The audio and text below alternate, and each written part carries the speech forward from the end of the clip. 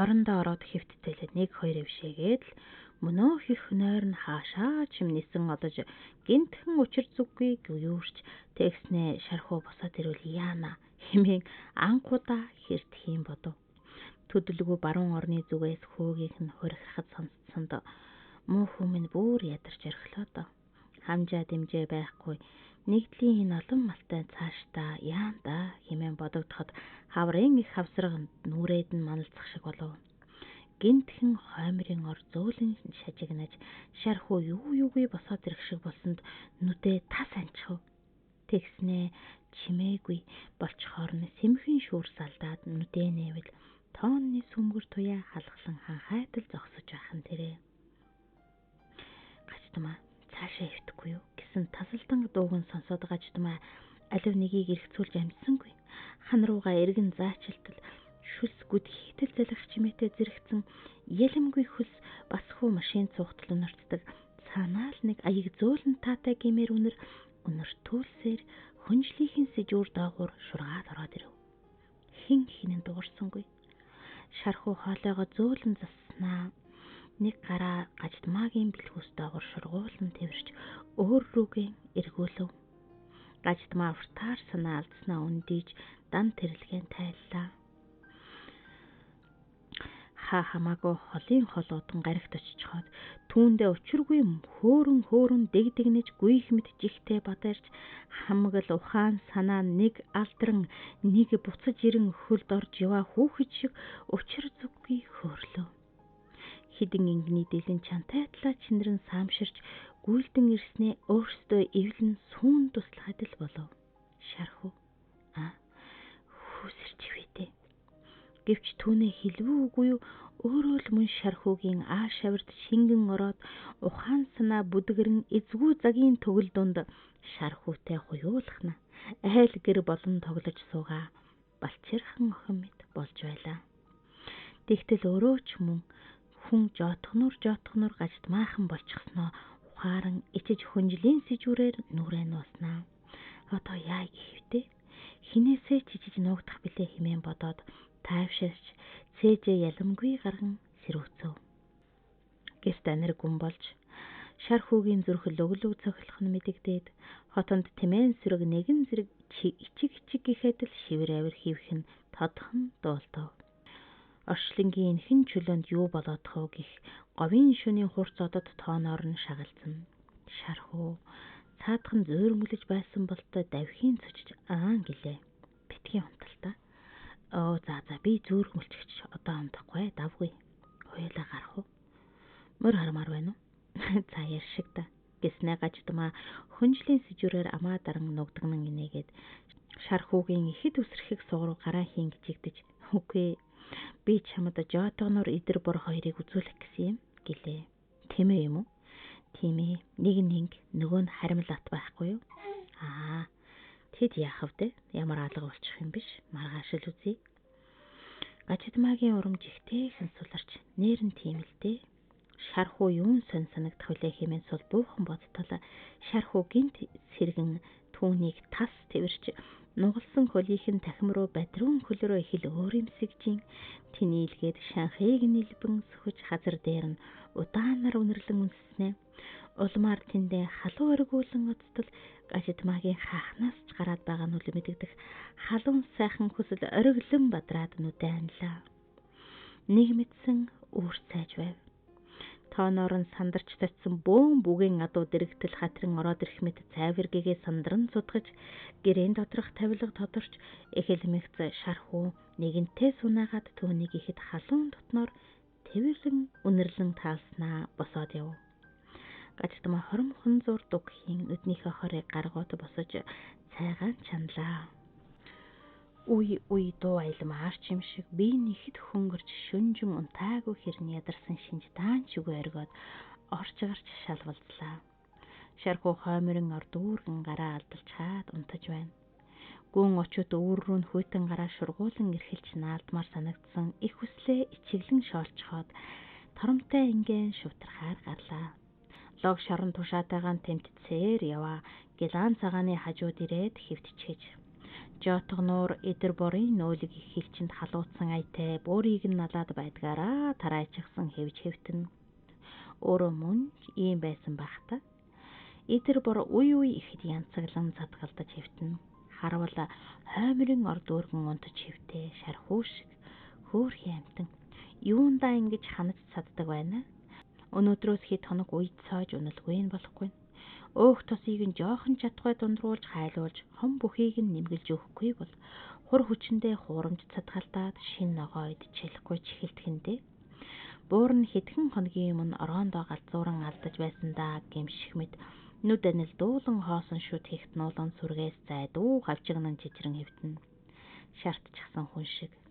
Түүнд одоо жоотох нуурч тэр юу ч байсан хамаагүй болсон бололтой. Хээлтэй ингэнүүд нь ихэд чигсэлдэн янзагналдаж суужилт хийг үзвэл түрүүчийн ботго юугүй цугойхон бололтой. Гаждмаа гинтхэн үгээр эдэн шиг нэг төрхсөн гэж бодогдоод явчихлаа. Эхчүүдийг асрах гэрт эмнэлгийн асрагч сувилагч нараар асруулж тойлуулан шулгууж төрсөн эхчүүдтэй дэвэн дэлхийн хамж шимэн ярьсан шээ гэхэд хоногсон. Тэгтэл сувилагч орж ирээд л за эхчүүдээ хөөхтэй хөхүүлэх цаг боллоо. Учир тоймгүй нилуурцгаагаад хөхүүлэх цаг хэтрүүлвэ. Амныхаа самбайг зүүцгээ. Авчихвал та нар хүүхдэд ханаад хүрчихэн шүү гэж чухам өөрөө төрүүлээд өгч байгаа юм шиг л ихэмсэглэн шүү дээ. Тэрч бас сайхан. За тэгээд л эхчүүд энд тэндгүй хүүхдийнхээ өлгийг задлан тайлж нэг мэдсэн мөнөө хийх 5 хант нэлэх хонгор үнрээр нь халигж орхиноо. Мөн ч таатай да. Нэрээ нэг хүүхдийн булбараа зулаа үнэрлэгсэн. Би ч жилийн жилдэл баахан ботоны өрөвлөг үнэрлэх юм шивдэ. Хэмээн хөл алдсан бодол хөврүүлсээр хідэн торомтой ингээд орон шувтарчхав. Түүгсэдж байх юм байсангүй. Торомтой ингээд бараг ширгээд чүүвэ 2-3 цайнаас өөлөг. Цайгаас сулж энэ хоёрыгоо сэрэхээр л нэг мөсөн уухаас гэж бодоод ороохороо. Шархуу энэ сэжүрээс л сөгсөн байх та гэж санагдаад өр чөнийх нь хөлгүй их жаргал цэнгэл бас л дутуудсан мэт санагдаж дотроо жумалсан. Шархууг ширтээд заагаагүй химэн шивнээд нэмсгэлэн гэргв. Тэгтэл тэмээн босцоон холхилдоод хэлцгээсэн тул гарч бэлчээрт нь илчгээд загийн ганц 2 өвөр хожуул хормоосоор ирвэл нөгөө 2 нь сэрчгсэн. 2 том хүн шиг дүнгэр ярьж хөвтөв. Тус тусын аяганд өрөм тос үйгээд цайг нь аяглан орны өмнө тавилаа. Хүүн сурснараа орон дээрээ 4 хөлөөт хөнжлөө хэдрээд цайгаа уучснаа. Ичи надад яавлаг өгөөч гэлээ. За цайгаа уучих. Дараа нь тожигнуулна биз. Шархуу орон дээрээ өндийгөө ховцоо ирж бөхтөгнөв. Цайгаа уучхад аажуу босооч те. Сураагүй юм чинь эвгүй оргиод байна шүү дээ. Босъё доо. Цайлж хөвтрээ хангаад босхгүй те. Танай төвийнхэн ч нэрээ яарч адгаж босоод л хагас хугас цайтай л ажил руугаа шавшаад сурчсан байдаг байх та. Үгүй нэрээ би одоо юунд шаарах вүлээ. Тухтайхан шиг цайлаад босдог хэрэг гээд ажтмаар шунал дундраагүй харцаар ширтэн нэмсгэлтэл нөх айхтар харцсан ингэр замныхан завсраа шургаад ороод ирэх болоод гажтмаа димийл захаа тэмтэрч тэгшилж янзллаа. Нар дээр хөөрч жавраг гисэж уйсаад ирэхээр шархуу хөлдөө төмөр дундан хийлгэн машина авахж төнхөж гарлаа. Байс хийгээд л тулгаа хөөмн наатна аваад алаа гин. Тэгснэ хөөрхи наадах чинь дорцоо байна шүү дээ. Чи ерэн жолгооч болж нэг л барахгүй нэ дээ гээд инээж дуултна. Гажидмаа дуу аялан орж гарангаа тогоо дүүрэн борцтой будаатай цай чанаж илүү гэртээ ороод ганц гүзээ цагаан тосоо гарган ирж булангаас нь их л томоор эмтлэн авлаа. Ингэн эд ширүүн ботголж шилэрсэн ингэний хойноос зүгчиггүй жонжуулж ботхыг нь дүүрч ядарсаар ирээд цайнд үйж уухад ядаргаа гаргууд тайлж амс хийлэгдэг идээсэн билээ. Харин энэ удаа эргэлзэж тэнэгэлзэлгүй хагалж орхив. Харамссан ч үгүй.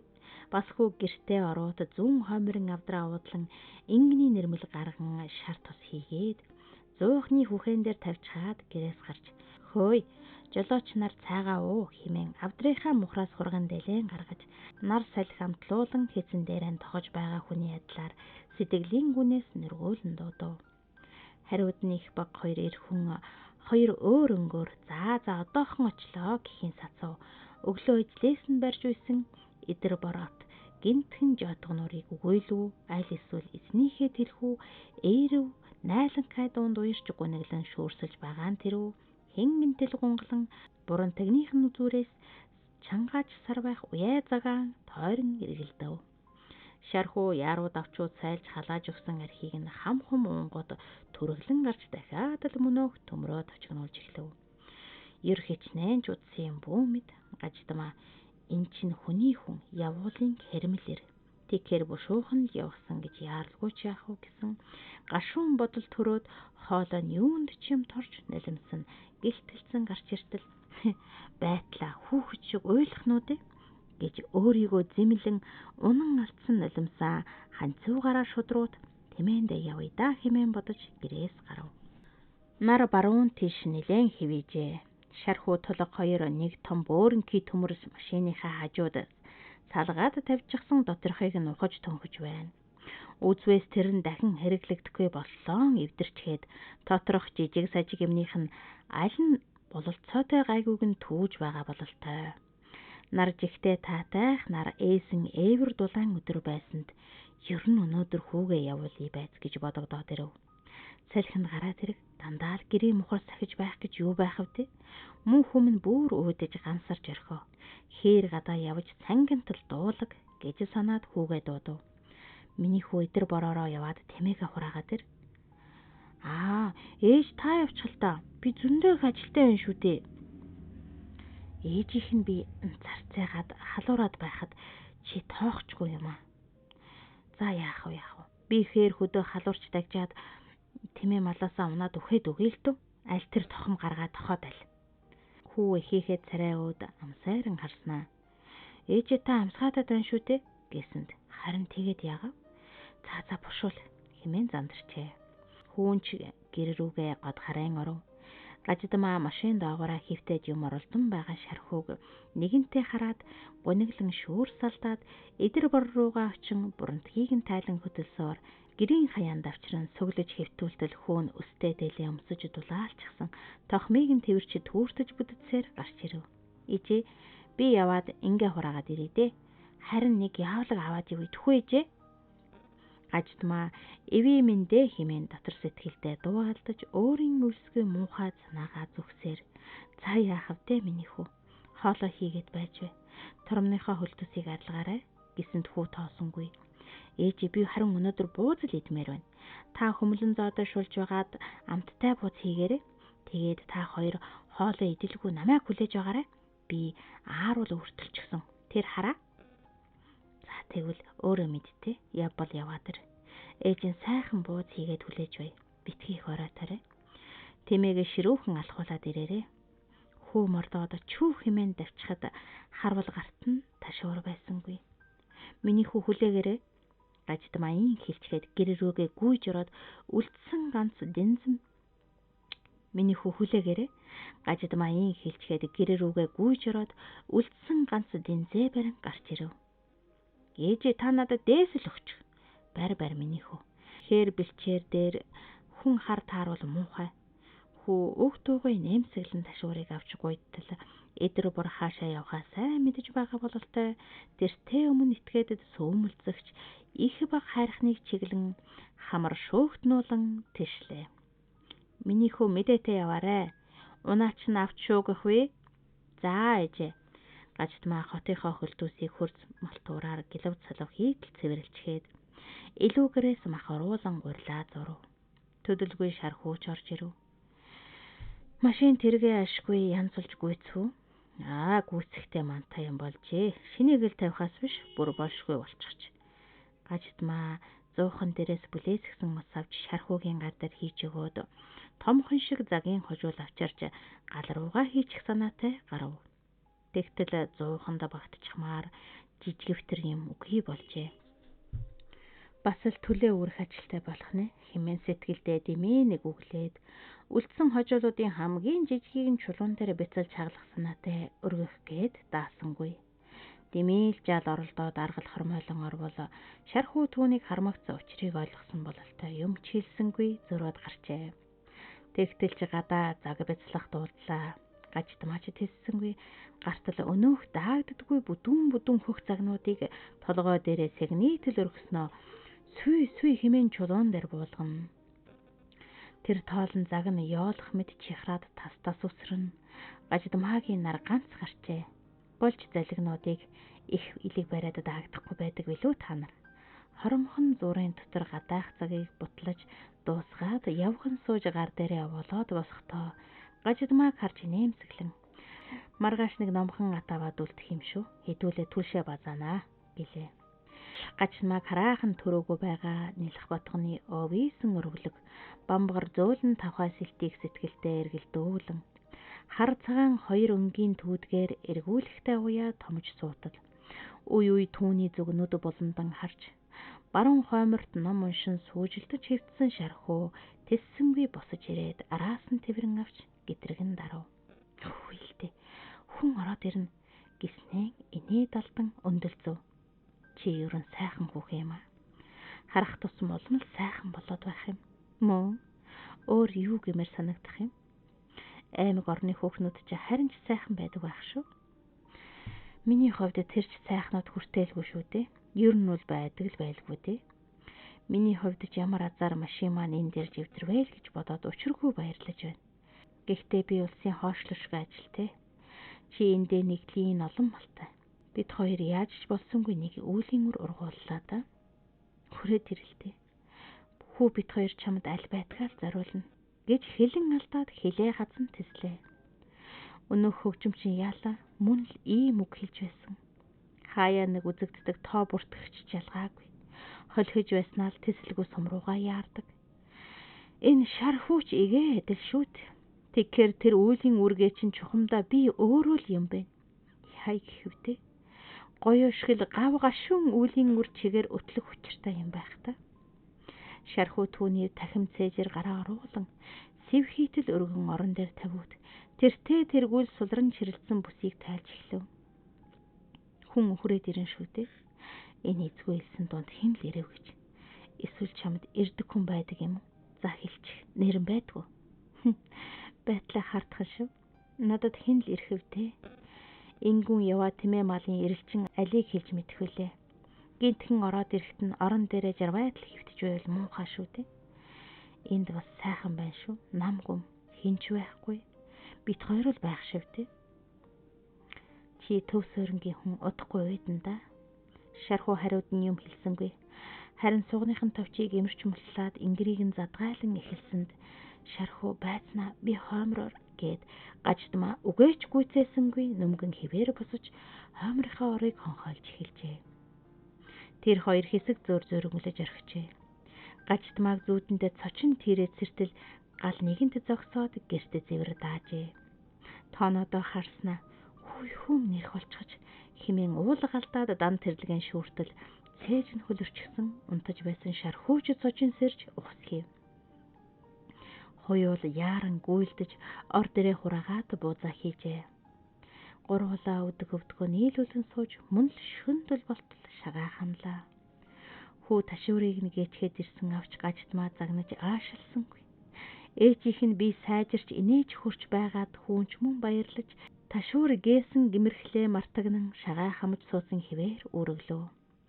Гажидмаа орыг нь засаж хүүгийн унтуулаад ирэхтэл шархуу тоонны дор санжигнах гэрлийн унтраалгыг шат хийтэл даржээ. Нэг л мэдхэд 5-6 хоногт Гажидмаагийн бие хөшүүн залхуутай байдаг нь оргуу болж арилаад зөөрлүүл намар орой бороонд таанам Монгол нэлхарсан их талын цэнцийн нугарахын адил хөнгөн цолигуун болж орхив. Юухантч гэлээ инээд хурч үе гжигдүүлсэн мэт тас хийтэл инээх авэ. Мөнөөх засварын улсуудыг ирээд хоргүйхнаар шоглон наригтаж савыг нь огт хоосон буцаасангүй. Тийм тэгсэн юм танай шархуг мөн сайн аргамжлаа да. Харин та нар очиутад дарга даамлуудаа хэлээд нааш нь ойрхон явуулж байгаарэ гэж хэлэх мөртлөө тас хийтэл нээсэр байжээ. Оройхон хэрд тэд тэргийг засаж өгөөд аймаг руу буццгаав. Шархуу маргааш нь сум руу явхаар шийдэж хонлоо. Шүн ер бусын богинохон шүн байсан бөгөөд аймгийн төвд суугч царай зүс бие бэлдраар өөрөөс нь хамаагүй дор атлаа Тэн хэмжээгүй их аз жаргалын эзэн болсон Шархуугийн атгар давжаахан хүүхэнд тэсэлгүй атаархал дарагдаж сэтгэл санаа нь сэлмэн. За боллоо гэж бодогдож амжаагүй байтал өөр цааж эхлэв. Шархуу, чиний явгаа нэрэн тийм царай муутай юм гэж юу? Чиний хаан ч хүрхгүй. Тэгээд яагаад суучихсан юм бэ? Салж болохгүй юм гэж үү? Би чамд дасчихлаа. Би яах юм бэ? Чи намайг хайрлаач дээ. Яарад л суучихсан юм. Чамайг энд ингээд байж яах юм гэж яаж мэдэх вэ? Авгаагаасаа салж чаддаг юм аа гэхэд хүүхдүүдээсээ салж чадахгүй хүн шүү дээ би. Тэд маань одоо зам ширтээд битгэрч байгаа. Манай баг гэж яана. Намайг чи стайл дагдаг ир шүү дээ. Гаждмаа хүнжлийнхөө сэжүрээр нүрээ дараад гашуунаар мэгшин уйлав. Шархуу түүнийг өөр рүүгээ шахан аргадаж тэврэх гэхээр цээж рүү нь гараараа тулан цахтаж гидээв. Шархууч аргадах гэж дахиж хүчилсэнгүй. Тэгэхээр нь яв хэмээн цохиж түлхүүл босгоод явжээ. Тийхүү хинэгч үе босгоод явчихын чинээ санаагүйдээ гинт өчргүй харамсан нулимсаа шудран арчичхаад босож араас нь очин баахан ноололдов. Нар юугүй мандахна. Гаждмаа анх удаа гэрэлт халуун нарыг сэтгэлдээ ад үзэн зандарсан авч нэгэнт өнгөрчээ. Орчлон хорвоо түүнийг гэрэлтүүлэн гийгүүлэгч ээлт наран би чамд ямар буруутай үйл хийсэн билээ гэхэд л зүүн үлийн араас цухойж торгон утасмд ширэхгэн тооноор гулган орж ирээд жаадтай зургных нь болонд амсхий хайтай гэлтайж байлаа. Шархуу бүхээгтээ орж хаалгаа хав хийтэл хаав. Тэгээд түлхүүрээ түлхэхийн өмнө гэрийнхээ үүдэнд бүртийн зогсох хоёрыг харлаа. Хүүн ихийнхээ гидсэнд шахан наалдаад нулимс тунсан нүдээр ширтэж байна. Энэ нь тунсан нулимсны цаадах сэргэлэн харнууд юу хэлнэ? Ингээд л хаашаа чамаагүй яваад өгсөн гэж байгаа юм болов уу? Эсвэл энэ муухай дуутай хүйтэн төмөр тэрэг байгаагүй бол Шархуу ах эндэл байж байх байсан да гэж өгүүлнэ бүү мэд. Тэрээр сайтаж хагарсан можгор гараараа эхийнхээ хормойг хумж бадсныг л зэгсэн сайн анзаарч харав. Энэ л жижиг бор гараар шагааг бөөнөр нь хамаж байсан. Хөөрхийдөө. Харин тэр хүү юу ч загсангүй. Хүүхдүүд нь ийш тийшээ явах бүрд ааруул ээзгүй ч юм үгүйдээ гэхэд гоёо захиж бөөн шаагаан шулганаан болдог. Хүү тэгсэнгүй. Гаждмаагийн нүдэнд нулимс гэлтайж харагдавч түүнээ унгахгүйсэн хэмээн хүчилж байгаа бололтой мушитэл инээмсэглэн хүүгийнхээ түнжгэр зулайг зөөлөн буралгаараа илж зогсно. Хэдхэн цагийн өмнө л энэ дулаан алгаар өөрийнх нь цээжийг ингэж л халуун орхитол илж агдлан тэрч тооны бүдгхэн туяанд цээжээ цайвартуулан аяглаж байсансан. Ийм бодтол дахиад нэг хономоор санагдан тэсэлгүй шүлсээ гүд хийтэл залгив. Боломжийн л хүүхэн л дээ. Харин эхнэрийн дорилгийн дөөрэ гэсэн яавлгийг яаж болсонгүй эдний төвчхөө байна. Хожим мэдчихэд цамнаад унахааргүй нэг аятайхан шалтак олж хэлэх юм шүү. Сум орох замдаа л бодоод олчихдаг хэрэг хэмээн бодсноо нойр дутуугийн ирэхээр өөрийн ирэхгүй өвшөөж орхижээ. Тийм өвшөөтөл нүдэнд нь урс урсах мэт болоод тэр хөөрсөн их үер хүү их хоёрыг хамааж явчих шиг болсонд нүдээ нухаад харвал тэр хоёр гэрийнхээ үдэнд зогссон хэвээр л байжээ. Шархуу нэгэнтээ тамшаалж тамхиа асаангууд түлхүүрээ түлхэж тэргээ хэд хүчтэй хаалсан нөргөж аваад хөдөллөө. Тэр яваад өгөв. Тэр хүү сүр бараатай машины зогсож байсан газарт түүний талын талдаж хөрөхгүй хонхоож хоосорсон хөлтүү төмөр ямар нэг олон нүдтэй амтан намайг ингээд орхичихлоо гэж үү хэмээн гайхахад л онгойж харалсаар үлдэв. Цолигдоо. Энийг зайлуулж хараа гэж хэлэхээ мартчихсан байна шүү дээ. Бид хоёр яагаад ч даахгүй байхтай хэмээн гаждмаа харамсан бодсноо үгүй ернэ.